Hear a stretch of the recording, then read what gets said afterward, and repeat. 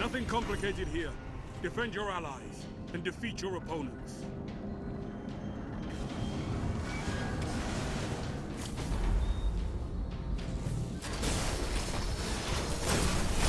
Oh yes, the battle lines have been drawn. Gains the lead. You're falling behind. 2 for 1.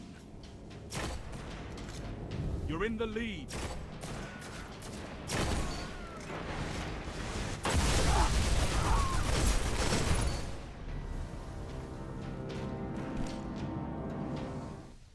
Ooh man, taking us a little bit back in the Destiny time machine today with a clip like that.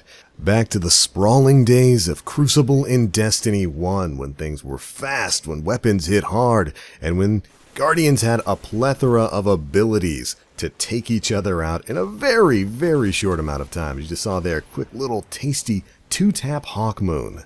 And boy, does it feel good. What's going on, Guardians? TBL here, back not on Destiny 2, but on the olden days of Destiny 1, playing a little bit of just some normal Clash here in D1, and really, really enjoying my time on it, I've got to say. All of this footage is from a session of games I had earlier today, where I really, just like I said before, decided I wanted to get on and play a little bit of Destiny PvP. Didn't really want to play D2. Wanted something a bit faster paced and a bit more powerful, so I hopped onto D1, and what resulted was a really fun, like 2.5 hour session of just non-stop Crucible action. The kind of visceral fun you used to have in Destiny. Or at least I used to have in Destiny PvP. Certainly my experience isn't the same as everyone's. But that experience is different. I don't think anybody could argue that the PvP experience in Destiny 2 is markedly different from that in Destiny 1. So much so that we now have a rather large contingent of Guardians who are crying for us to go back to the days of D1. And you could certainly consider my voice to be a part of that chorus, at least in some capacity. Now, the reason I wanted to make a video today is because, of course, we've got a new update coming to Destiny 2 in a few weeks. We learned a lot about it last week. It's a sandbox update, lovingly dubbed the Go Fast update. And of course, it's all about making the game faster and making you a bit more powerful as a Guardian. But hold on, before we get into that, take a look at this. Maybe you guys can confirm to me, does this look strange to you? Maybe my aim was just washed and this dude has like the dodging of Adonis, but I could have swore at least one of those shots should have hit that dude. This really caught me by surprise. So much so when I respawned, I had to look around and fire my gun into the ground a couple times to see if it works, see if my Hawkmoon was shooting bullets and not dreams. Don't let these clips fool you. Hawkmoon's still no match for Ultra Instinct Warlock. But yeah, the Go Fast update, it's got a lot of really interesting things in it. A lot of things are getting buffed, and a lot of that makes me very happy. We of course have a couple of videos talking about that, which I would encourage you, if you haven't heard about the update and the buffs that are coming, I would encourage you to go watch those videos to learn everything that's happening. But one specific thing I really kind of wanted to bring up that's really kind of been exemplified by my experience jumping back into Destiny 1 is, of course, the conversation revolving around time to kill. The overall primary weapon power output in Destiny 2 as it relates to what we had here in Destiny 1. You've seen a couple of examples of it in this game right here. You're going to see a few in another game. Primaries are strong in Destiny 1. Not as strong as they were in Year 1, but right now, certainly in comparison to D2, primaries are very powerful. Guns like Hawkmoon are capable of 2-tapping in the right situation. In normal situations, they're 3-tapping. Auto rifles kill pretty fast. Scout rifles kill pretty fast. This is overall just a much faster, much more frantic, much more frenetic environment than what we've got in D2.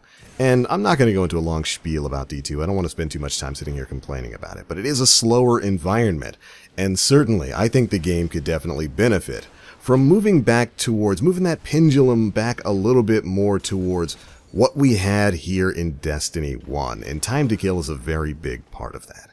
And thankfully, time to kill is something Bungie specifically brought up, at least in some capacity, in their notes for the upcoming 1.1.4 patch. And here's specifically what they had to say about time to kill. When we looked at the core feedback on time to kill in the Crucible, we saw that it mostly stemmed from a lack of excitement or spikes of intensity you all came to expect from a Destiny experience. And you have to forgive me, I'm going to be kind of dismantling parts of this and taking a deeper look at it as we're going through the quotes here. But I kind of had to stop right there because that seems to be an odd way to interpret the community saying we want stronger primaries. They say, we saw that it mostly stemmed from a lack of excitement or spikes of intensity you all came to expect from a Destiny experience. That seems kind of like diplomatic dev speak. I would argue, no, when we said we want faster time to kill, we were simply saying we want stronger primary weapon damage. Look at this, look at that Titan. He was trying to rush me with a shotgun. I was able to burn him down with a hand cannon. That is what the argument is for. The argument for primary weapons that could, back in D1, counter and compete with those one-hit kill secondaries, and in D2, primary weapons that can compete with supers and power weapons.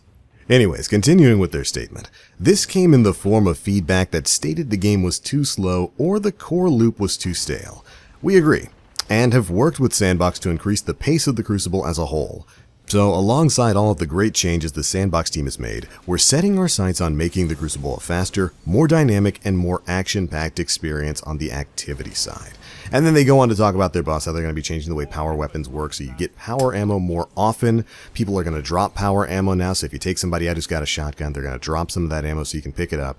And that kind of seems to be in tandem with their changes to make players move faster, their solution to time to kill. They're going to make the game faster, you're going to get your abilities back faster, and you're going to get power ammo more often. So they kind of figure that alongside the weapon power output changes that basically bring everything to around the level of the Uriel's gift, that seems to be their roundabout solution overall to addressing the long kill times in Destiny 2. And personally, I don't really think that's going to be enough. Now, I am going to hold out and wait for this update to come out in full. Let's go ahead and get that out right now. I'm going to wait for the update to come out. I'm going to play it, then let you Guardians know what my thoughts are on the state of the Crucible then. But looking at things right now, a lot of the changes they have announced are good. Moving faster, good. Faster cooldowns, good. It's like we said several times, they're kind of steadily making their way back towards Destiny 1. But they seem, and this is something that's kind of popped up quite a bit in the community for the past couple of weeks, certainly within the past couple of months, even talking about this. They seem to really want to avoid lowering the overall global time to kill in Crucible. They really seem to want to avoid bumping up primary damage too much in Destiny 2, even to the level where it's matching Destiny 1. Or at the very least, it looks like they want to avoid making that kind of gigantic jump in one patch, and maybe hopefully they want to incrementally get to dropping weapon kill times in PvP by bumping up damage output against other Guardians. I don't know, they haven't really said anything along those lines, and really the only talk they've had about specifically time to kill are these sorts of roundabout changes where they don't really mess with the overall damage output too much, but they tune other things to kind of artificially allow you to take out other Guardians faster. And like I said before, I'm going to hold out my final opinion till we play it, but I do believe that might just be a little bit of a mistake. And really, going back today and playing Destiny 1 PvP, no mayhem, nothing to really sway my opinion that much, just going into normal Crucible, playing a little bit of Clash, it's so much more fun for me than Destiny 2 is right now. It's actually ridiculous. And it's still the laggy, crazy Destiny 1 experience a lot of you probably remember. It's probably going to take you a little while to get into a lobby. But once you're in one, boom, it feels like there's so much variety there. There's such a plethora of different weapons and archetypes and stuff that you can use and really have these competitive experiences where you're taking out people who are shotgun rushing, who are sniping in the back of the battlefield, and you're just popping them off with a scout rifle or something like that. You're taking out supers all over the place. It's really kind of strange, something we had played for almost 3 years, and some of us were no doubt a little bit tired of, feels so fresh right now, and it's simply because of the retrospect, in comparison to Destiny 2. Really kind of makes you appreciate a lot of the things we had back in D1 that are no longer in place in Destiny 2. But thankfully, we can just, of course, go back and play D1 anytime we want. And I've definitely been doing that way more often these past couple of weeks as I've grown, a little bit tired of D2.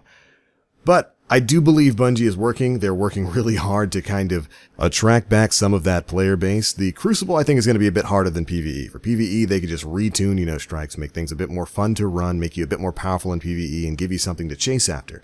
PvP, it's harder to get those players back, and I think nothing short of really revamping the way Crucible is as a whole right now is going to do it. Thankfully, they've got an absolutely fantastic template to work with in this game right here. Destiny 1. Maybe some of those sandbox devs should boot it up. And so my question to you with this video is, do you think it'll be enough? Do you think specifically these other changes, without really changing time to kill that much, do you think that'll be enough to change your overall Crucible experience? That's the question I want you Guardians to answer for me. And if you've made it to the end of the video, go ahead and give me that hashtag Ultra Instinct. Can't wait to read your responses. But alright Guardians, that's it for this video. I am still looking forward to patch 1.1.4 in a couple of weeks, and I'm really hoping that it's going to be a positive change for Destiny 2. We do know that it's going to be the first stop of many for the balance updates that are going to be changing the way Destiny 2 works, so maybe, just maybe, there'll be more on the horizon. Be sure to let me know what you Guardians think down in the comment section below. Have you been back and played Destiny 1 recently? Whether it's PvE or PvP, there's a lot of fun to be had in this game, so get out, enjoy it, and let me know. If you enjoyed this video, feel free to drop a like and make sure you subscribe to stay up to date with all the latest Destiny and Destiny 2 news. That's it for this one. As always, I am TheBlackLink. You Guardians, stay frosty.